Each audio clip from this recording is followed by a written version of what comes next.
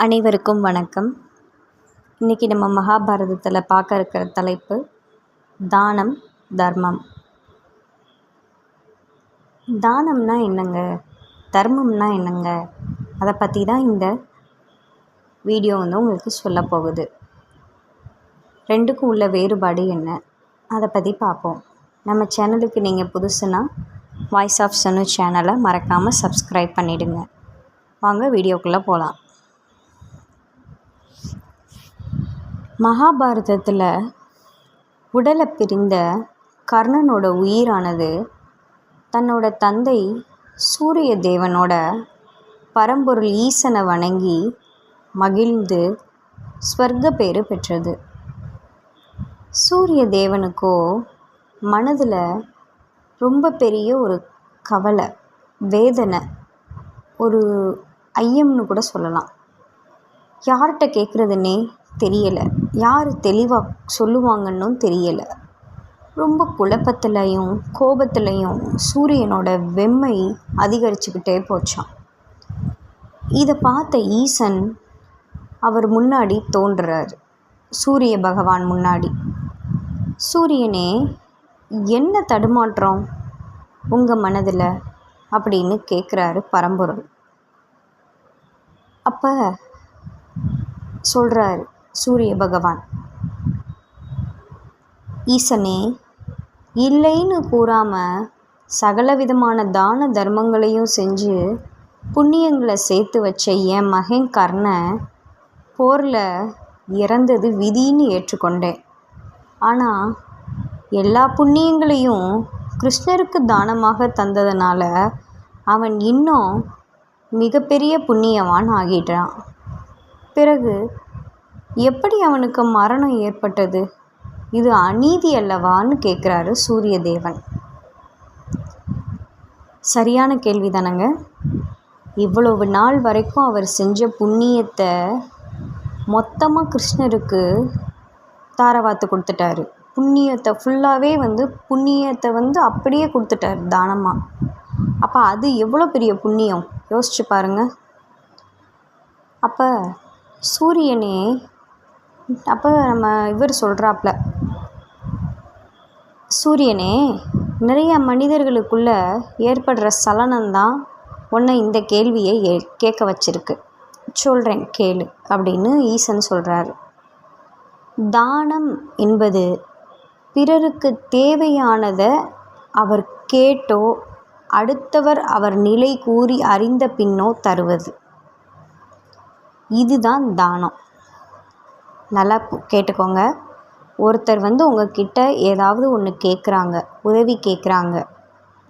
அப்படி இல்லைன்னா அவங்களுக்கு தேவைப்படுது அப்படின்னு சொல்லி அடுத்தவர் அவங்களோட நிலைமையை சொல்லி அதை கேட்டு நீங்கள் கொடுக்கறது, இதுக்கு பேர் தானம். இது புண்ணிய கணக்கில் சேராது. ஏன்னா இல்லாதவர் மற்றும் இயலாதவர் கேட்டபின் கொடையளிப்பது ஒரு மன்னனின் கடமை, ஒவ்வொரு மனிதனின் கடமையும் கூட. புரியுதுங்களா? இப்போ ஒருத்தர் நம்ம வாசலில் இப்போ ஒருத்தவங்க கேட்குறாங்க, ஐயா ஏதாவது கொடுங்க பசிக்குது அப்படின்னு கேட்குறாங்க. நீங்கள் அவருக்கு இல்லைன்னு சொல்லாமல் ஏதோ ஒன்று அவருக்கு சாப்பிட கொடுக்குறீங்க, இல்லை ஏதோ ஒரு பணமாவோ பொருளாவோ உணவாவோ நீங்கள் கொடுக்குறீங்க அப்படின்னா அதுக்கு பேர் தானம். கேட்டு கொடுப்பது தானம். சரிங்களா? அது நம்மளுடைய கடமை, மனிதனுடைய கடமை. உதவின்னு ஒருத்தவங்க கேட்கும்போது இல்லைன்னு சொல்லாமல் உதவுறதுன்றது ஒரு கடமை. ஆனால் தர்மம் அப்படின்றது யாருமே கேட்காம அவங்களுக்கே தெரியாமல் அவங்களோட நிலைமையை அறிஞ்சு கொடுக்கறது. இதுதான் புண்ணிய கணக்கில் சேரும்.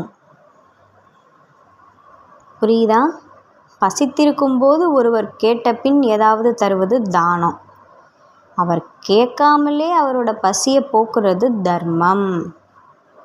ஒருத்தவங்க இப்போ வர்றாங்க, பார்க்க ரொம்ப பாவமாக இருக்காங்க. அவங்களுக்கு அந்நேரம் பசிக்கும், ஆனால் அவங்க கேட்க மாட்டாங்க. நம்மக்கிட்ட இருக்கிற ஏதோ ஒன்று அவங்களுக்கு கொடுத்தோம்னா அவங்க சாப்பிடுவாங்க. அப்போ அவங்க என்ன நினைப்பாங்க அந்த சமயத்தில்?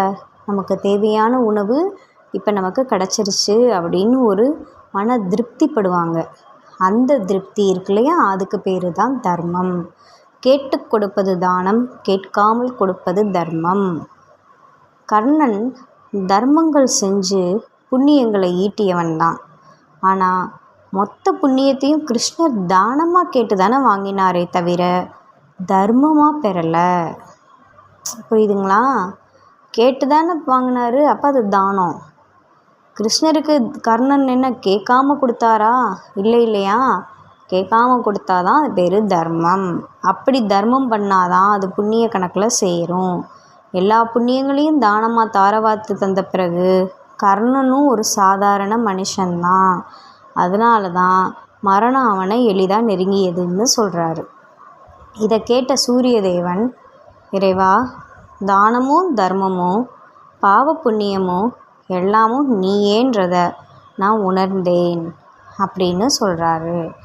இந்த கதையில் இருந்து நம்ம என்ன தெரிஞ்சுக்கணுன்னா, கேட்டு கொடுக்கறதுக்கு பேர் தானம், அதாவது உதவி. கேட்காம கொடுப்பது தான் தர்மம், அதுவும் உதவிதான். ஆனால் அவங்க வாய் திறந்து கேட்கலை, கேட்காம நம்மளாவே அவங்களோட நிலையறிஞ்சு செய்கிறோம் பார்த்திங்களா, அதுக்கு பேர் தான் தர்மம். தர்மம் மட்டும்தான் என்ன பண்ணும், பூமியில் நிலச்சி நிற்கும், அதுதான் புண்ணியத்தை தரும் அப்படின்னு இந்த பதிவின் மூலமாக அழுத்தம் திருத்தமாக உங்களுக்கு இந்த கதையை உரைக்கிறேன். நன்றி, வணக்கம்.